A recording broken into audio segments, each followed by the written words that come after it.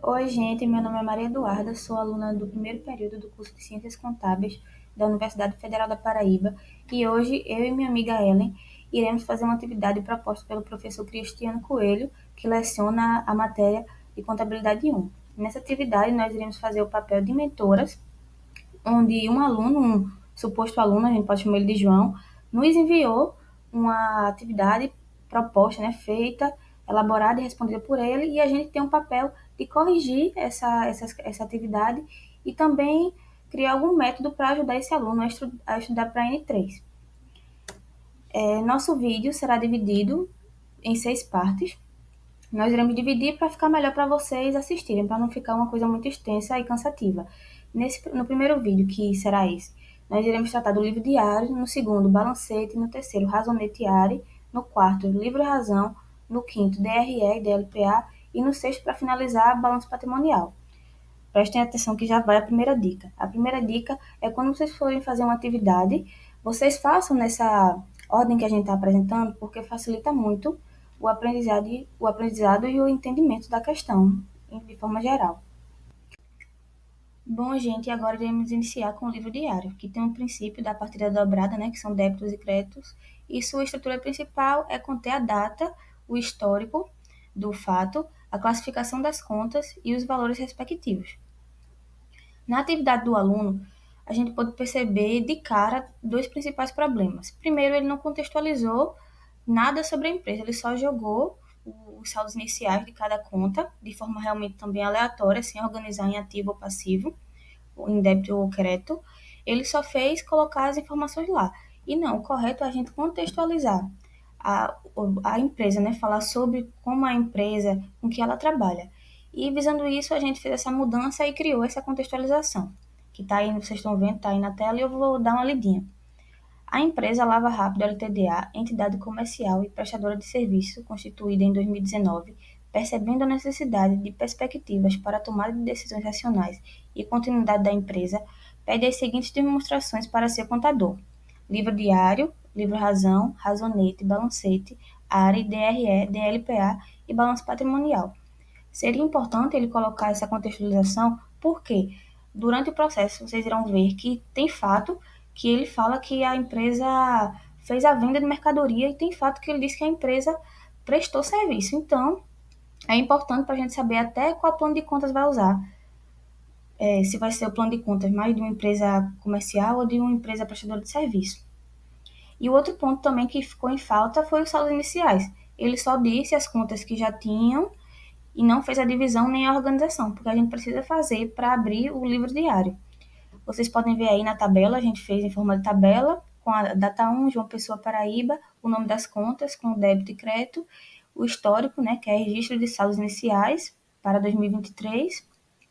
E é isso, uma coisa simples, mas que tem extrema necessidade, e o rapaz, o aluno, esqueceu de colocar, não se atentou a isso.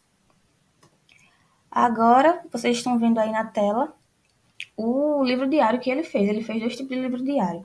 Um livro que é mais por extenso, que eu também vou mostrar, e fez esse em forma de tabela. Esse daí, um dos principais erros que a gente também vê é a classificação, que não classificou. Se é ativo não circulante, passivo não circulante, se é receita ou despesa. Lembrando que receita e despesa, a gente não coloca R ou D, não. A gente coloca DRE, entre parênteses, sua classificação é DRE. Aí vocês podem observar que ele não colocou, só fez botar os débitos e créditos.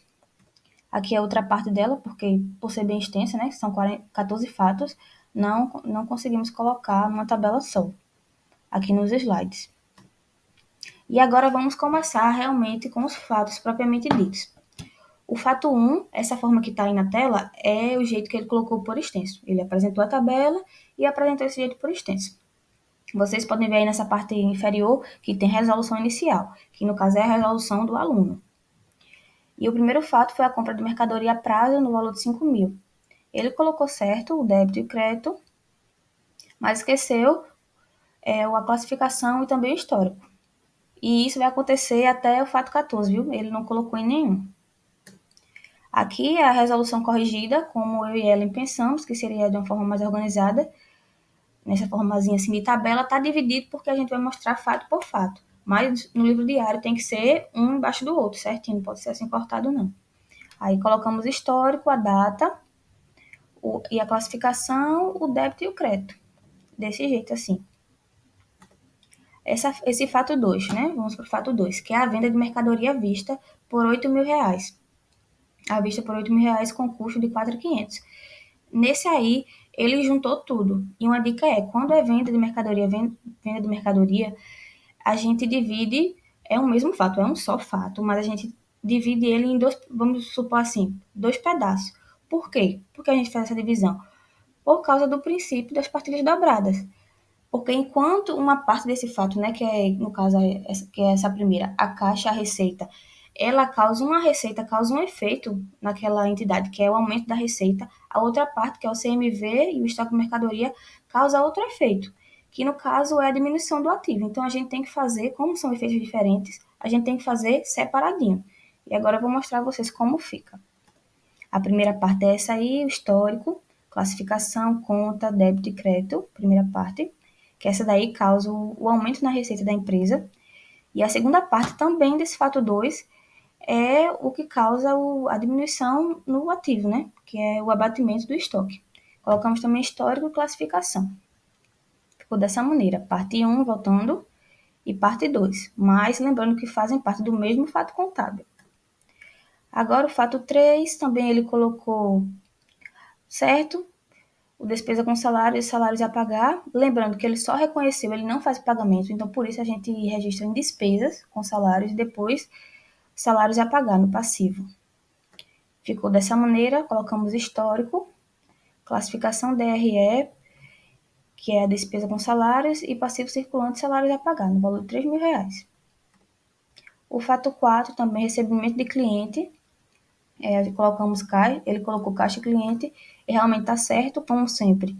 A gente acrescenta a classificação, que é de extrema importância, o professor pediu, né, durante a aula, e o histórico, que é obrigatório também.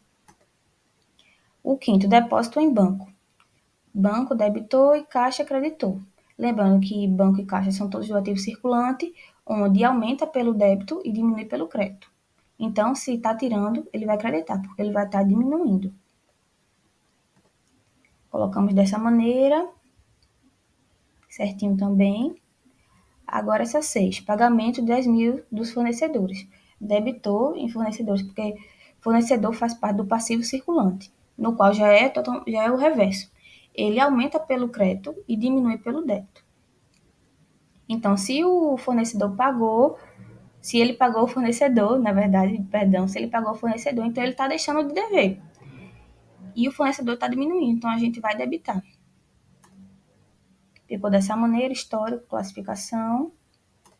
Próximo fato é o fato 7, que na nossa concepção, na minha e de Ellen, é o que está mais incoerente, porque ele fala que tem a aquisição à vista de veículo que custa R$ 15.000, sendo que, após os fatos passados, o caixa não tem esse saldo, o caixa ficou com saldo de R$ 2.000, então não tinha condição dele fazer essa compra à vista com caixa.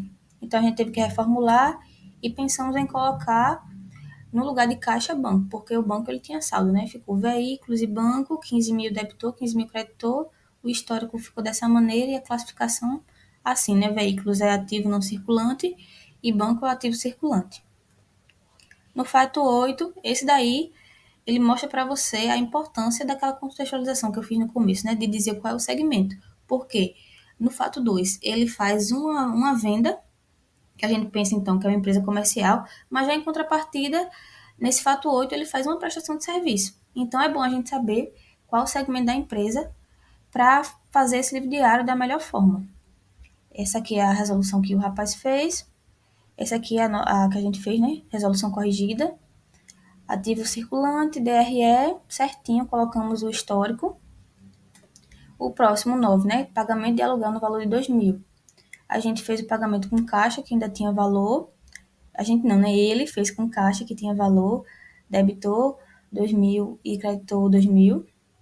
Também fizemos da mesma forma a classificação DRE e ativo circulante e histórico. O 10, né? O fato 10, registro de depreciação de imóveis. Ele colocou despesa com depreciação e depreciação acumulada. A gente também deixou do mesmo jeito. Só que no histórico tem que conter o que foi que depreciou, porque depreciação acumulada pode ser também do móvel que ele tem, pode ser do carro. Então é importante que você especifique o que foi que depreciou. Na 11, pagamento de tributos no valor de R$ 500. Ele fez dessa maneira, a resolução corrigida ficou assim também. Só acrescentamos classificação histórico. A 12, recebimento de clientes no valor de 4.000. Caixa e duplicatas descontadas. A gente só mudou o nome e colocamos clientes, porque geralmente no plano de contas, né, a gente usa a conta cliente, que fica até melhor de entender, fica uma coisa mais padronizada. Colocamos o histórico também. Nessa 13, pagamento de energia elétrica no valor de 250. Despesa com tributos, ele colocou, e banco, R$ 250 no banco. A gente especificou, botou despesas com energia elétrica no valor de 250 e usou também um banco para fazer esse pagamento, né? Acreditou o banco. O histórico. E esse 14, pagamento de salário do mês. Ele usou despesa com salários e banco. Só que não tá certo. Por quê? Despesa com salário foi quando ele só reconheceu. Aí ele usou despesa com salário e salários a pagar. Mas agora ele vai fazer realmente o pagamento, né? Que os salários a pagar não entra no passivo circulante, né? Uma obrigação. Então, se ele vai quitar uma obrigação, a gente não vai usar o de despesa, vai usar o do passivo circulante. Então, ele errou nisso, na conta que usou. Que não é despesa com salários, é salários a pagar. Lembrando, gente, que tá aí eu vou deixar o documento da resolução do rapaz na descrição e também vou deixar os slides, porque é bom vocês também depois tentar fazer sozinho e corrigindo também junto com a gente. Agora ficamos por aqui. No próximo vídeo a gente vai fazer o balancete. Eu também vou continuar com vocês nessa parte do balancete, que é bem mais tranquilo. Tchau, gente!